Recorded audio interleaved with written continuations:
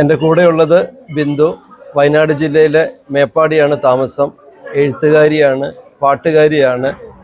അപ്പോൾ പുസ്തകമൊന്നും പ്രസിദ്ധീകരിച്ചിട്ടില്ല, പക്ഷെ ഒരു പുസ്തകത്തിനുള്ളതെല്ലാം എഴുതി വെച്ചിട്ടുണ്ട്. അപ്പോൾ നമുക്കൊന്ന് പരിചയപ്പെടാം. മേപ്പാടി എവിടെയാ വീട്? മേപ്പാടി കല്ലുമല റാട്ടക്കൊല്ലി കോളനി. ഉന്നതിയാണ്. പിന്നെ എഴുതി വെച്ച പാട്ടുകളൊക്കെ ഒരു പുസ്തകം പോലെ എഴുതി വെച്ചിട്ടുണ്ടോ? അതുപോലെ കുറച്ച് ഭാഗങ്ങൾ അങ്ങനെ ചെയ്തു. നമ്മൾ ആ സമയത്തൊക്കെ കൂലിപ്പണിയായിരുന്നു. ഭർത്താവിന് കൂലിപ്പണി ഉള്ള മൂപ്പര് നല്ല സഹകരിക്കുന്ന ഒരാളായിരുന്നു. അപ്പൊ ഞാനൊരു കവിത എഴുതി തയ്യാറാക്കി വെക്കുകയാണെങ്കിൽ അതുകൊണ്ട് ടൈപ്പ് വെച്ച് വരാൻ മൂപ്പർക്ക് നല്ല താല്പര്യമാണ്.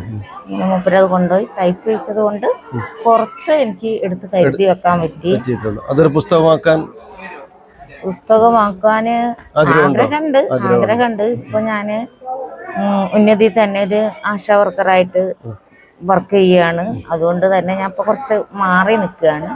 ഇപ്പൊ ആരെങ്കിലും ഇതുപോലെ ആവശ്യപ്പെടുകയാണെങ്കിൽ ഒരു ഒരു ചോയ്സ് ഇങ്ങനെ തരികയാണെങ്കിൽ നമുക്കൊരു അവസരമല്ല എന്തായാലും പറയുക, നമുക്ക് വളരാനുള്ള അവസരങ്ങൾ തരികയാണെങ്കിൽ തീർച്ചയായിട്ടും നമുക്ക് പുസ്തകം പ്രസിദ്ധീകരിക്കാം. എനിക്കൊരു കഥ ഒരു വ്യക്തിയെ കുറിച്ച് ഇന്നത് ഒരു കവിത തയ്യാറാക്കുക പറഞ്ഞിട്ട് ആരെങ്കിലും ആവശ്യപ്പെടുമ്പോഴാണ് എന്തിനെ കുറിച്ചാണ് അവർ തരുന്നത് അതിനെക്കുറിച്ച് ഞാൻ കവിത തയ്യാറാക്കിയിട്ട് കൊണ്ടുപോയി അവതരിപ്പിക്കലാണ് ചെയ്യുന്നത് ഇപ്പോൾ.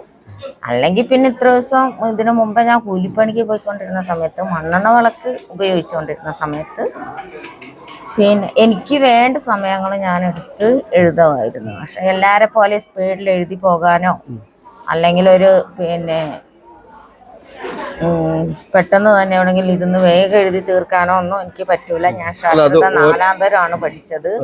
സ്കൂൾ വിദ്യാഭ്യാസമല്ല, ശാസ്ത്രത 4ാം തരം പഠിച്ച് മലയാളാക്ഷരം കൈവശമാക്കിയതാണ്. അത് വലിയൊരു നേട്ടം. കാര്യം സ്കൂൾ വിദ്യാഭ്യാസം കിട്ടിയില്ല, സാക്ഷരതാ ക്ലാസ്സിൽ പോയിട്ട് 4ാം തരം തുല്യതാ പരീക്ഷ എഴുതി ആ അറിവ് വെച്ചിട്ട് ഇത്രയും എഴുതുക എന്ന് പറഞ്ഞാൽ, ഇത്രയും കവിത ചൊല്ലുക എന്നൊക്കെ പറഞ്ഞാൽ വലിയൊരു നേട്ടം തന്നെയാണ്. ഇനിയും നമുക്ക് വളരണം. ഈ മണ്ണെണ്ണ വിളക്കിന്റെ വെട്ടത്തിൽ എഴുതിയ കവിതയിലെ ഏറ്റവും ഇഷ്ടമുള്ളൊരു കവിത, എല്ലാം ഇഷ്ടമായിരിക്കും, എന്നാൽ ഏറ്റവും ഇഷ്ടമുള്ളത് പറഞ്ഞ ചൊല്ലാവോ? ഞാൻ ഇതിനു മുമ്പ് ഒരു ആൽബം ചെയ്തിരുന്നു. അത് വേറൊരാളെ സഹായത്തോടെ ചെയ്തതാണ്. അപ്പോൾ അതിലേക്ക് എൻ്റെ ഈ പാട്ടിൻ്റെ വരികൾ അവരെടുത്ത്, അതുകൂടാതെ എനിക്ക് ഒരു ഭാഗം അഭിനയത്തിന്റെ ഭാഗത്തിന് അഭിനേത്രിയും കൂടിയാണ്. ചെറിയൊരു സീരിയലിന്റെ ഭാഗമായിട്ടുണ്ട്, ഒരു സിനിമയുടെ ഭാഗമായിട്ടുണ്ട്. ഏത് സിനിമയോ? അത് ഈ അടുത്ത് ചെയ്തു പോയിട്ടുണ്ട്. അതിന്റെ ചെറിയൊരു ഭാഗത്തിലെ ഞങ്ങൾ കുറച്ച് പേര് പങ്കെടുത്തിട്ടുണ്ട്. അതൊക്കെ നേട്ടം തന്നെയാണ്. അപ്പൊ ഇഷ്ടപ്പെട്ട ഒരു 4 പേര്. കൂടുതൽ ഇങ്ങനെ കഷ്ടപ്പാടിന്റെ ഒരു കാലഘട്ടമാണ് ഗോത്രജനത ഇതുവരെ കഴിഞ്ഞ് വന്നത്.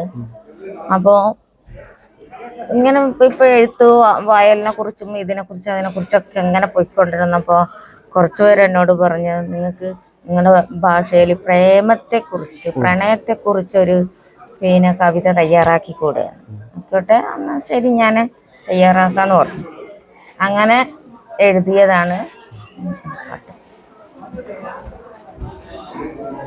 ഇങ്കുരുക്ക വാത്താമ ചിന്തൂരി പൊണ്ണേ എന്നെ കൂടെ വഞ്ചേ മാ ചിന്തൂരി പൊണ്ണേ, ഇങ്കുരുക്ക വാത്താമ ചിന്തൂരി പൊണ്ണേ കൂടെ വഞ്ചേ മാ ചിന്തൂരി പൊണ്ണേ, നിന്നെ കൂടെ വന്തേല കാവേലി പോവാ, ഉള്ളിയുള്ള കുപ്പായം വാങ്ങിത്തരുവേയോ, നിന്നെ കൂടെ വന്തേല കാവേലി പോവാ, ഉള്ളിയുള്ള കുപ്പായം വാങ്ങിത്തരുവേയോ, പുള്ളിയുള്ള കുപ്പായം വാങ്ങുത്തലും പോരാ, പുള്ളിയുള്ള ഊറുമാലും വാങ്ങിത്തരുവേയോ, പുള്ളിയുള്ള കുപ്പായം വാങ്ങുത്തലും പോരാ, പുള്ളിയുള്ള കുപ്പായവും വാങ്ങിത്തരുവേയോ. ഇത് വളരെ ആൾക്കാർ ഒരുപാട് കണ്ട്, പിന്നെ ഈ പാട്ട് ഞാനാണ് എഴുതിയതെന്ന് പറഞ്ഞാൽ വളരെ സന്തോഷത്തോടെ എന്നെ പിന്നെ ഭയങ്കര സന്തോഷത്തോടെ കെട്ടി പിടിച്ച് ചേച്ചിമാരൊക്കെ നല്ലത് പറയുന്നവരുണ്ട്. അല്ല, ഞാനും ആദ്യമായിട്ടാണ് ഒരു ട്രൈബൽ സോങ്, ഒരു പ്രണയഗാനം ആദ്യമായിട്ട് കേൾക്കുന്നത്. ഓക്കെ, അപ്പൊ നമ്മ എടുത്തോട്ടെ.